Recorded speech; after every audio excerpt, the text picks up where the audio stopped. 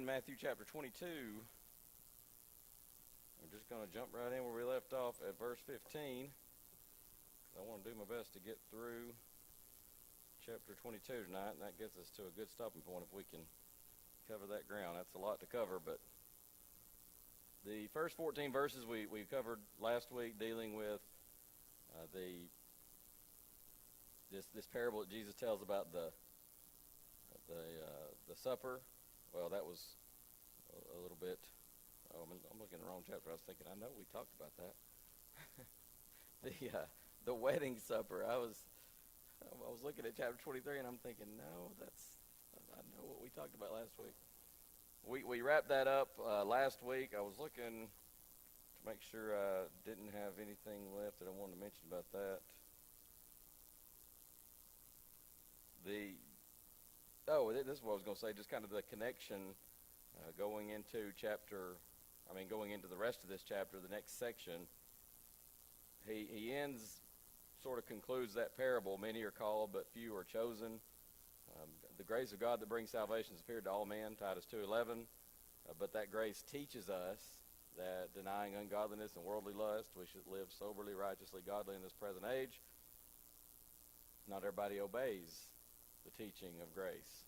And so, in that sense, many are called, few are chosen. Few choose to follow the Lord faithfully. And so sometimes people try to make that into some kind of a predestination thing or something, but it's not. The grace of God that brings salvation has appeared to all men. That's very clear from Titus 2:11, but it's equally clear, going on into verse 12, that the grace of God teaches us, and we have to obey his teaching. And as Jesus talks about in Matthew chapter 7, I know that's been way back in our study, verses 13 and 14, there is a broad way that is heavily populated. There is a narrow or straitened way that is rather sparsely populated by comparison. Many are called, but few are chosen. The Pharisees' reaction to this parable is given to us in verse 15. That you might, without verse 15, or before you read that, you might think to yourself, okay, surely this will hit home, get their attention, they'll straighten up, they'll want to learn more about Jesus and follow him. No, they go and they hold counsel or take counsel. They sort of have a powwow, a huddle up, whatever phrase you want to use for that, and they decide they're going to find a way to entangle him in his talk, as the King James puts it. They want to catch him in something that they can try to use against him. And the next few verses is going to be one of those examples. They're going to try to get him into trouble with the government. So it goes on into verse 16. They sent out unto him their disciples. These are some of the followers of the Pharisees, with the Herodians. Now the Herodians would be Jews who supported the rule of the Herods over them. There were some Jews who did not care for the Herod family, didn't want them reigning over them. Then there were some Jews who said, no, we want that. And we covered some of that in our intertestamental period. The ones supporting the Herods, the Herodians, they would be some of these that were very much on board with what we sometimes call Hellenism, adopting the Greek way of life. Herod had a distant connection with the Jews, but he was not, I guess we would say, maybe not fully Jewish as far as ethnicity. But these Herodians, they supported the Herods, and so these Pharisees send out some of their disciples with the Herodians, and they come to him, and they're going to flatter him because they think Jesus is like they are. And these are the type of people that I saw one time where, I don't know if it was a TV show or something, somebody was buttering up another person, and that fella says, well, let me tell you something, flattery will get you everywhere. Sometimes people use that expression, look, flattery is going to get you nowhere with me. Well, that fella said, flattery will get you everywhere with me. In other words, keep it up. I like hearing good things. Well, they think Jesus is like they are. They were big on flattering one another, and flattery is not the same as complimenting. You compliment somebody, you mean it. Flattery is something that it is not from the heart. It's often with an ulterior motive, but it's fake. And that's what they're doing here. Oh, Master, we know that thou art true, and teachest the way of God in truth. Neither carest thou for any man, for thou regardest not the person of men. You know what's ironic here? Every bit of it is 100% true. And they can't find anything negative to say about him. So even when they're trying to be just flattering and fake in their praise, what they say is actually 100% true. So they're trying to, again, butter him up. Tell us, therefore, what thinkest thou? Is it lawful to give tribute unto Caesar or not? So they're looking to entangle him. They ask him, no doubt in front of a crowd. And I mean, I picture this, and I can just picture them kind of, maybe here's their spokesman, and he's over here, and he's got to feign himself very respectful and diplomatic. But don't you know that the rest of them are over there kind of, hiding back and sort of like, just sort of rubbing their hands like, oh, watch this. Maybe somebody walks up kind of as the conversation just begins. Hey, what's going on? Shh, just watch. We got him. And they really think they've got Jesus on the horns of a dilemma here. Why? How would this, at least to a lot of folks, appear to be? There's no good answer here.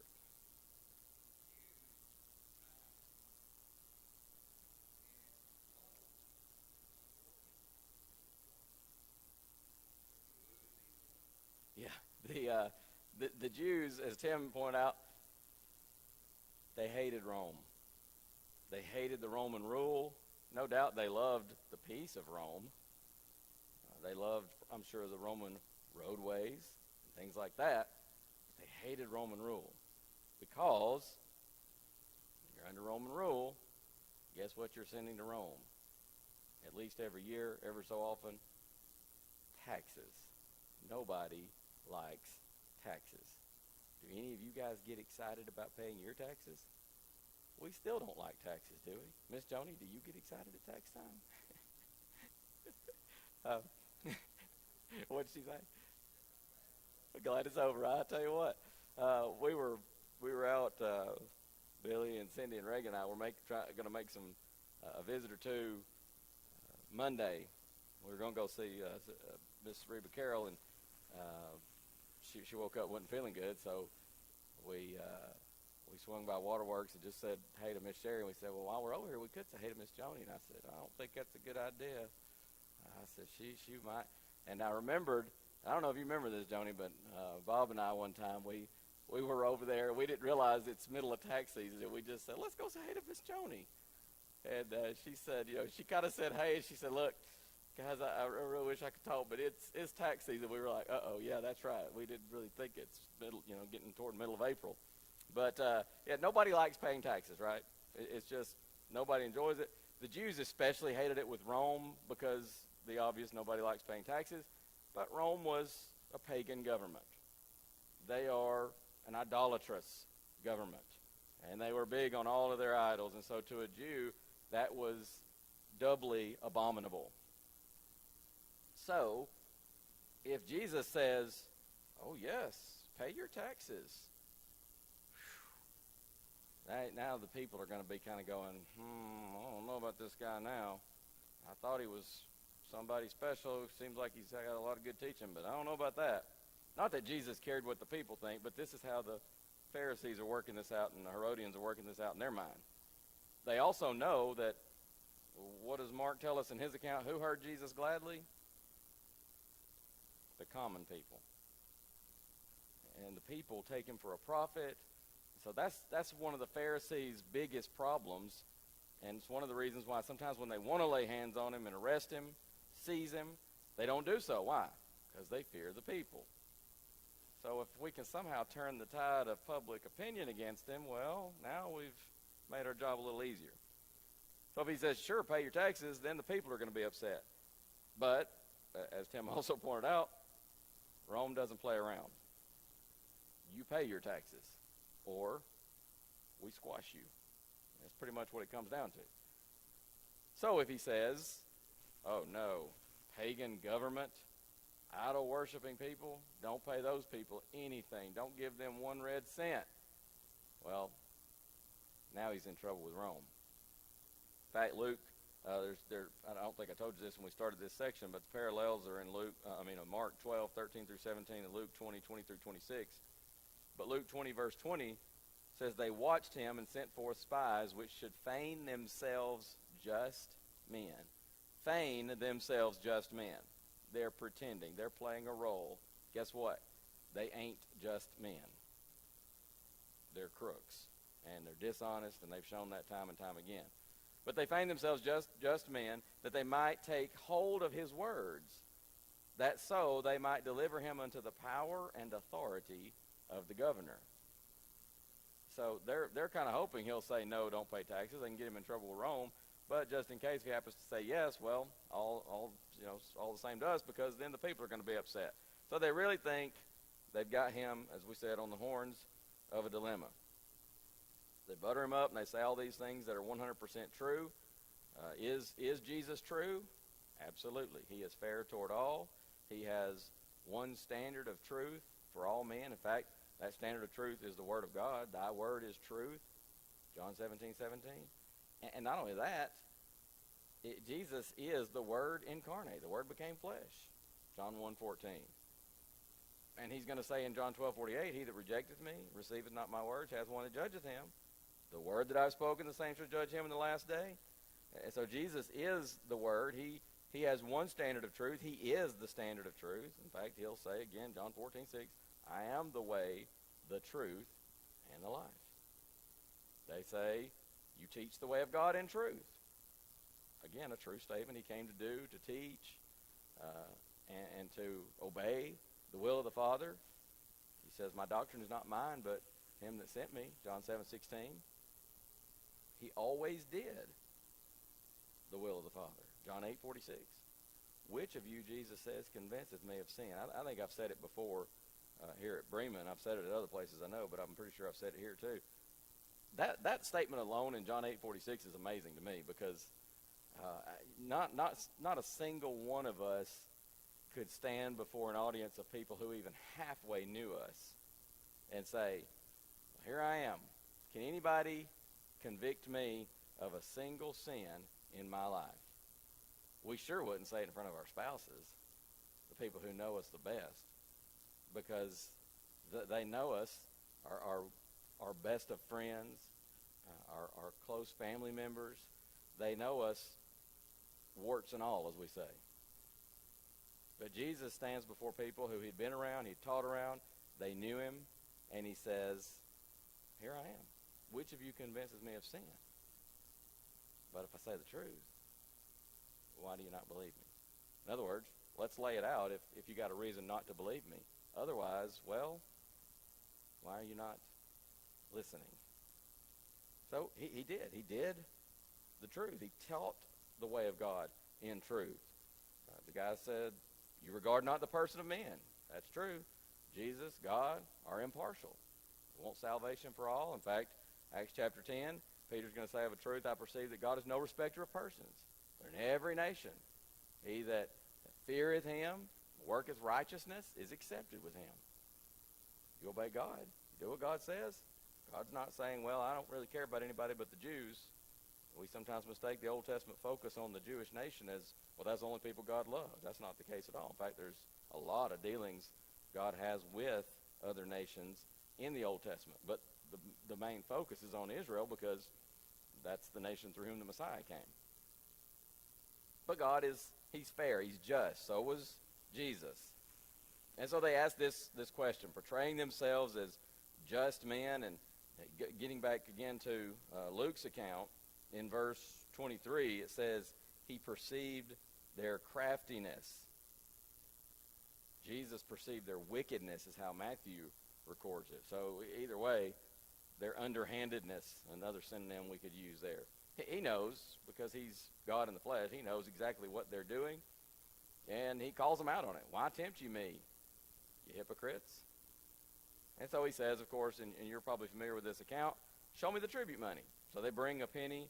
It'd be something, I believe, has anybody got a New King James? Denarius? Is that what? I forget. I meant to look that. It does say denarius. Okay. So a denarius, that was typically a day's wage for a common laborer. So he's saying, show me a coin. So they bring him a coin. Whose is this image and superscription? They say Caesar's. Of course, that was printed on all the Roman currency. Caesar being, all those Caesars were very humble men. They wanted their picture on everything. So he says, whose image and superscription is on there? They say, it's Caesar. And so Jesus' answer is, render therefore unto Caesar the things which are Caesar's, and unto God the things that are God's. It's interesting, they think they've got Jesus on the horns of a dilemma, and he answers with such wisdom. We've said before, Jesus is either a liar, lunatic, or Lord. It's been shown time and time again he was absolutely not simply a liar. He could not have been a lunatic and used this kind of piercing logic and wisdom. The only option is, and of course the miracles themselves show it, he is and was, when he walked this earth and remains now, the Son of the living God. He's Lord. So they don't have an answer for that. And I was going to mention this earlier. There are certain questions, by the way, that people will sometimes ask that are posed as yes or no questions. I was trying to think, is it...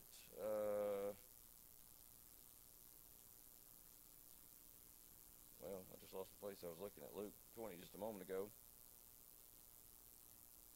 I think I'm thinking of a different passage. Luke is very similar to Matthew. Is it lawful for us to give tribute unto Caesar or no? But anyway, sometimes people ask a question as a yes or no question that you can't really answer with a yes or a no. Classic example. Y'all may know where I'm going with this. Can you think of one? Have you stopped? I could walk up to somebody and say, have you stopped beating your wife? Well, what do you say to that? If you say no, so you're still beating your wife. Well, wait a minute. Have you stopped beating your wife? Somebody says yes. Oh, so you admit you were beating on your wife. Well, you can't answer that yes or no. There are certain questions like that. Jesus, this is not a give a yes or no question. And again, just the wisdom is nothing short of divine here. He says, bring me a coin, Caesar's image. Render to Caesar the things that are Caesar. Render to God the things that are God's. And in fact, when they heard that, the they there would seem, in the context, I don't know who else we could apply that to except these Pharisees and Herodians. They heard it, and they marveled. And they became disciples of Jesus, right? Nope. You're dealing with very wicked, dishonest people here. So much so that even when they see the wisdom on display, they've already had the miracles time and time and time again, miracles to show he is the Messiah.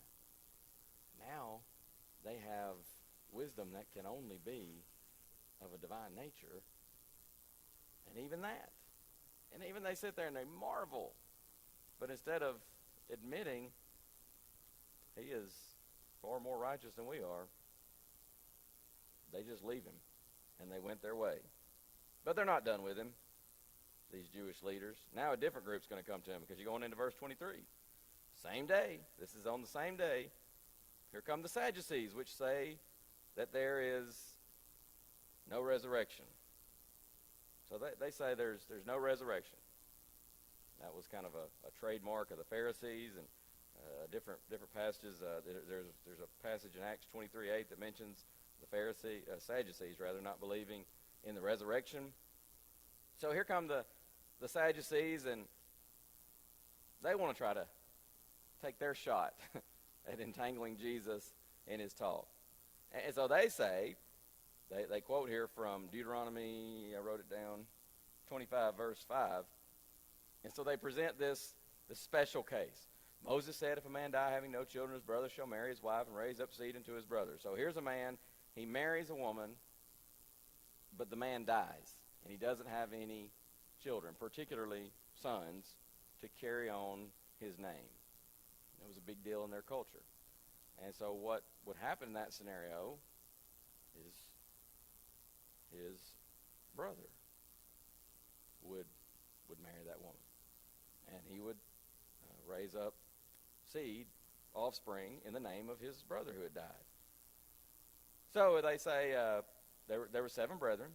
The first, when he'd married a wife, deceased, he died, having no issue, no child, left his wife unto his brother. Likewise the second also, and the third unto the 7th.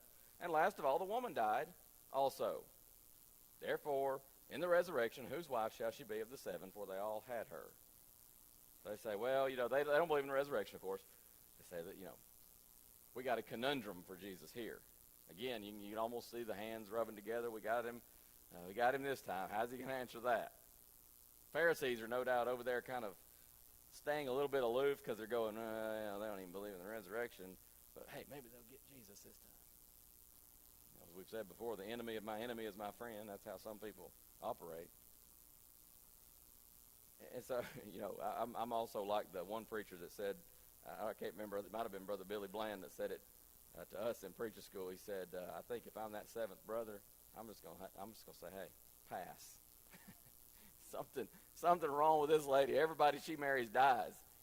So anyway, though, they've got this scenario, and they want to know in the resurrection, whose wife shall she be? Jesus' answer is, ye do err, not knowing the Scriptures nor the power of God. So he dealt with a question pertaining to the government. They try to get him in trouble with that. Now they're going to try to get him in trouble with a question pertaining to the afterlife, theology. And, of course, Jesus is going to put them to silence once again. By the way, I was going to mention before we move on and finish talking about this, Jesus' answer about rendering to Caesar the things that are Caesar's, rendering to God the things that are God's. He doesn't teach them disobey the government, right? He never says that. In fact, Scripture's pretty clear. We are to obey the government. Submit yourself to every ordinance of man. He's the minister of God to thee for good, Romans 13. I just went blank on the 1 Peter 2. 1 Peter 2, 13 through 17 also deals with this. There are other passages of Scripture as well where the Bible teaches us we are to submit to government. Now, we ought to obey God rather than men, Acts 5:29. So if the government orders, laws contradict God's, well, then we have to obey God. The government can never override God's law. And so you see men like Daniel, Shadrach, Meshach, and Abednego, who, even though there was a law made in Daniel's case, you can't pray to anyone but the king for 30 days, Daniel says, well, I'm sorry, that goes against the law of God. I can't obey that. And it got him sideways of the authorities. The king didn't want to do anything to Daniel, but he had foolishly signed that law, and the law of the Medes and Persians, alter it not. Shadrach, Meshach, and Abednego, they didn't bow down and worship the image. That was the law, but it contradicted God's law. So, you don't obey the law when it contradicts God's law, but bottom line, Christians should be the best citizens in any kingdom or nation in the world at any given time. Now, that's not always the case, but they should be. Obeying the government's laws, whether I like them or not. I may not agree with it. Why is there a stop sign there? That's ridiculous. Well, am I just going to run it? Or am I going to obey the law and stop when the stop sign is there? Sometimes we don't always like them, and sometimes we may say that is the dumbest thing. But that's what Christians do. Obeying government, regardless of whether they consider it wise or foolish.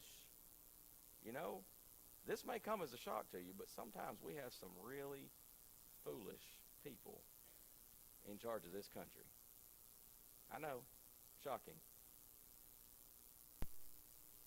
And we don't ever seek to justify ungodliness, wickedness, but at the same time, we do need to respect the office. And we need to obey the laws when they don't contradict God's laws. So that's kind of Jesus dealing with the governmental side of it.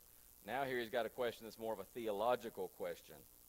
And he says, you do err, not knowing the Scriptures nor the power of God. He pointed out their mistake. And listen, sometimes in discussions, studies with people, we have to point out their mistakes. Now, we want to do that with kindness. We want to do that with tact. But sometimes, if you don't ever point out a mistake, they may not see it. They may not acknowledge it. Jesus had numerous ways of doing that. Sometimes he'd tell a parable. The prophet Nathan told David a parable. And David is furious about this man who stole that little ewe lamb. He's going to die. And Nathan finally turns around and says, he just has to come out and say it, David, thou art the man. And he got it then. We saw that in Matthew 21. Jesus tells a parable, and they kind of go, yeah, wait a minute. He's talking about us. They got it. Sometimes you got to point out other people's error and other people's mistake. With a brother in Childersburg, he'd been doing some study with a guy there. He's one of the elders now, but this guy is very evangelistic, and he'd been kind of trying to train some people to do more evangelism, and he talked to this person. We had a lady that had been coming. We'd helped her benevolently, and she'd been coming to church very regularly, but she was not a Christian. And so I told this fellow, Roger was his first name, I said, Brother Roger, I said, here's a good opportunity for you to set up a Bible study. And so I'm pretty sure I've told you before, he walks right up to her, like in her personal space, and says, would you like to have a Bible study? And she just went. So I said, well, let's go talk to her again, and said, you've been visiting with us a lot, and I said, we think it'd be good to do some Bible study if you're interested in that, and just tell us what day is good for you, and we can come by and sit down for a Bible study. And she lived with her dad, helped take care of him, and they were both by themselves. And so I said, your dad can join us too. She said, oh, okay, well, how about Tuesday? So we set that study up. So we go and we sit down, and there were these questions in the booklet we're going through, and every so often he'd ask a question, you answer. Well, he'd get to about the second or third question, and he asked, and she answered it wrong. And he said, no, that's not right. Here's the right answer. So we get out of that study, and we get to the car, and he says, how'd I do? I said, that's pretty good, but I said, sometimes it's hard for people just to hear, no, that's wrong. So I said, sometimes what I'll do is, in a situation like that, I'll say, let's go back and read that again. So we go for the next study. Second or third question or so, he asks, here's the question or whatever, and she answered it, and she answered it wrong. He said, let's go read that verse again. And I said, I'm sitting there thinking, good job. So she goes and she reads the verse again. He asked her the question again. She answered it wrong again. He said, let's go read that verse again. We go, and she read it again. She answered it wrong again. And I'm thinking, don't do it. And he said, let's go read that verse again. She did it again. This happened like 5 times. Finally, I was like, I was trying to be the silent partner.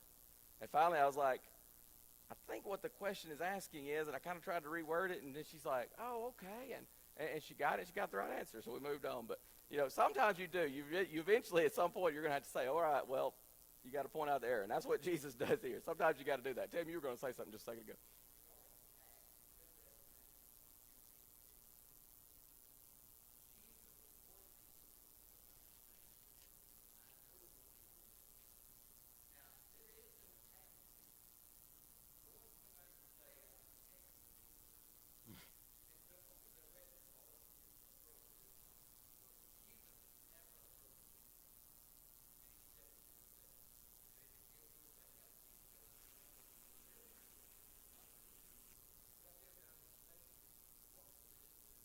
Yeah. And two, we do have to remember, Jesus knows their hearts. He knows exactly what they're doing. And so if somebody answers something wrong to me, I'm not going to say, man, you hypocrite, you idiot, because, I don't always know their heart. And Jesus deals, and this is something I've noticed too, Jesus deals very differently with these religious leaders and how he deals with, say, a Samaritan woman who's living in fornication. And a woman caught in the very act of adultery is another example. He deals differently with these people because he knows who's a seeker and who's just a rank sinner that they don't care. And Jesus, he calls them out on it, and he does not mince words. And I've seen some situations where a preacher got pretty strong with somebody, and somebody said, I was trying to remember more details about the situation. I can't recall it off the top of my head right now, but there was a situation not that terribly long ago that I was familiar with, and the preacher got pretty strong with this individual, and somebody said something to me. Oh, it was at a Memphis open forum is what I'm thinking of, and something was said publicly there, and it was strong. And somebody said, "Oh, I don't think you should have said that." And I said, "Well, let me tell you something." I said, "I just happen to know a little bit more about that situation." And I said, what that individual did was, and what it was, somebody stood up. They don't have the open forum anymore, but they did back then. And this guy got up there and he asked a question, kind of like how the scribes and the Pharisees ask questions of Jesus. They're not asking for information. They're trying to entrap him. And that's exactly what he did. He got up there and he tried to entrap Brother Elkins. And it really upset one of his fellow instructors, who felt like, and this was a very young guy, he felt like it was extremely disrespectful. It was. There's no question. It was extremely disrespectful. And he felt like he was defending Brother Elkins as much as, anything else. But he did. He was strong. And I told somebody, I said, I know a little bit about that situation. I know a little bit about what that brother's been running around trying to do. He'd been kind of sowing discord around the brotherhood about his little pet doctrine that he had gotten a hold of. And he was trying to entrap Brother Elkins right there in front of everybody and to make it. And so what the fellow said to him, it was strong, but it was spot on. And so, yeah, we can't always read hearts. Well, we can never read hearts. But there are times when by their fruits you know them.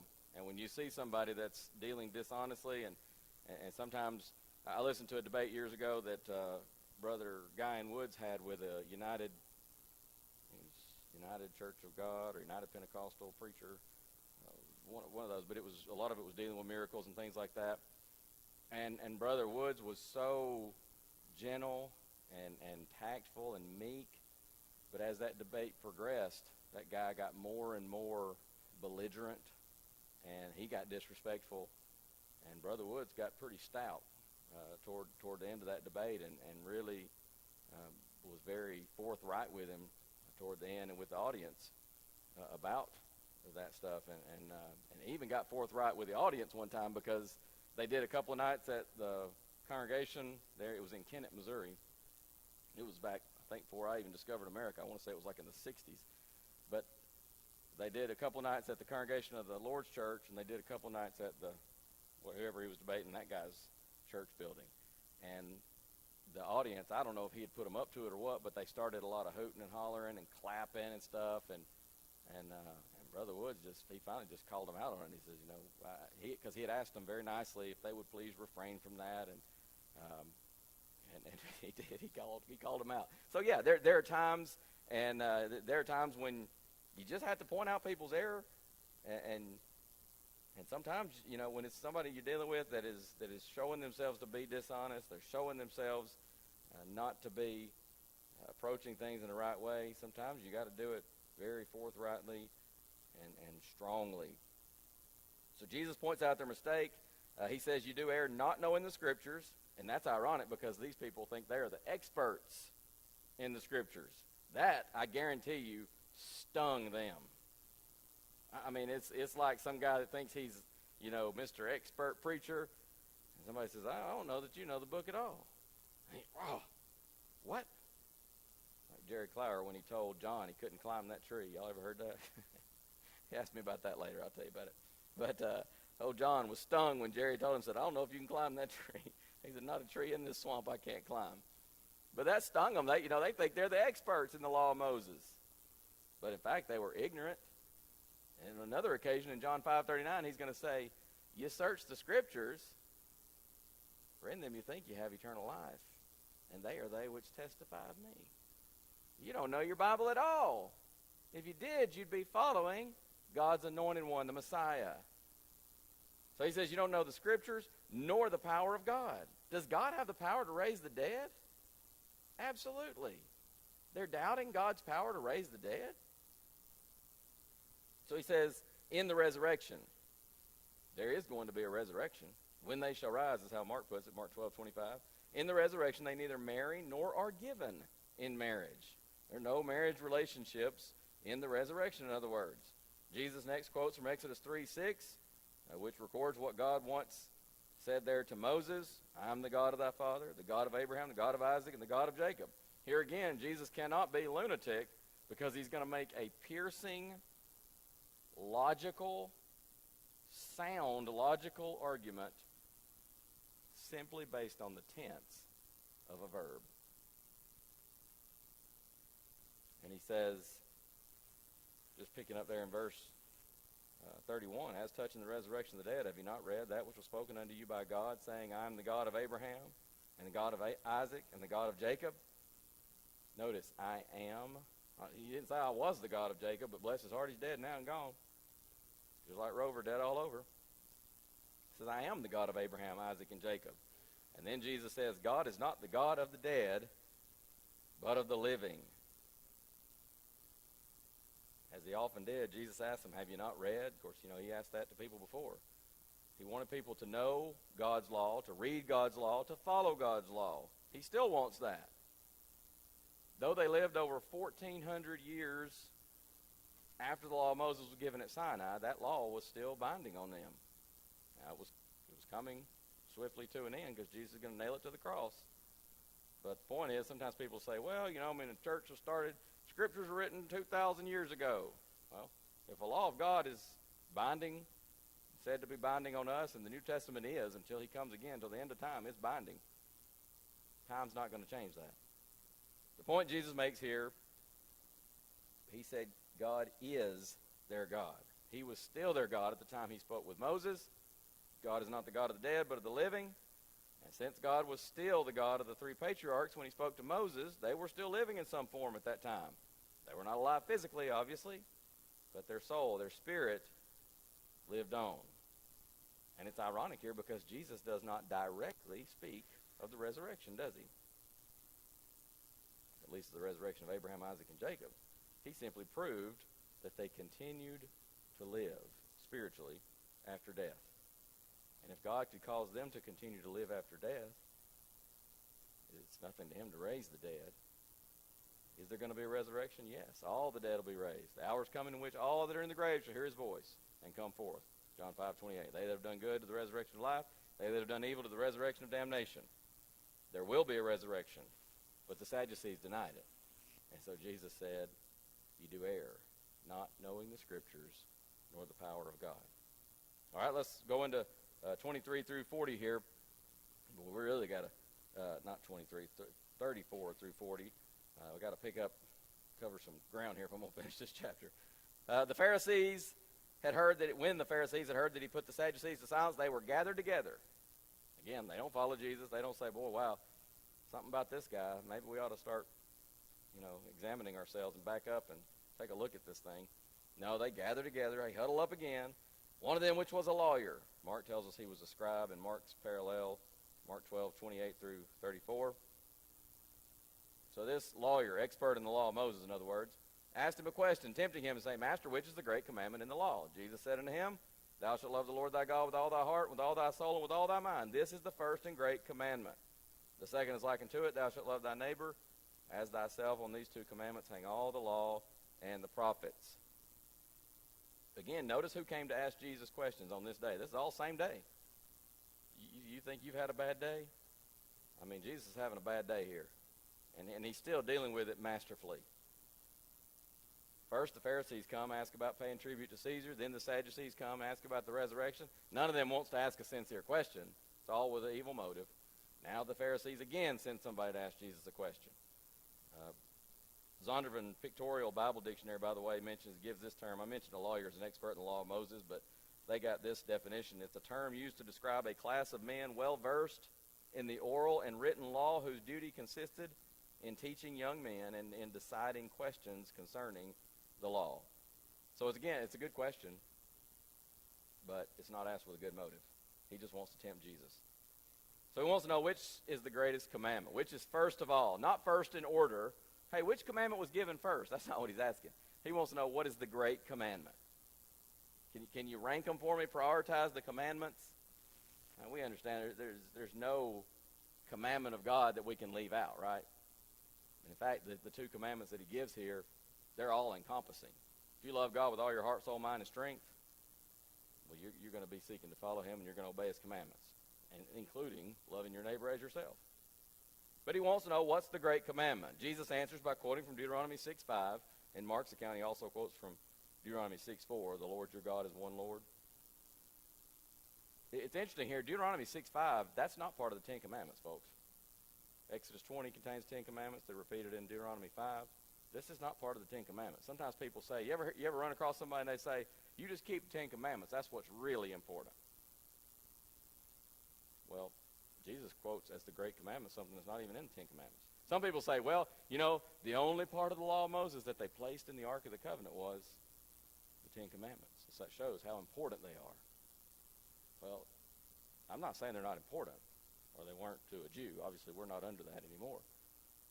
But the most important, Deuteronomy 6:5 is not part of that. And so Jesus says the most important thing in the life of any person, old or new covenant, is to love God with all your heart, soul, mind, and strength, above all others, sincerely, from the heart, love that is expressed in keeping his commandments. This is the love of God, that we keep his commandments, and his commandments are not grievous, 1 John 5:3.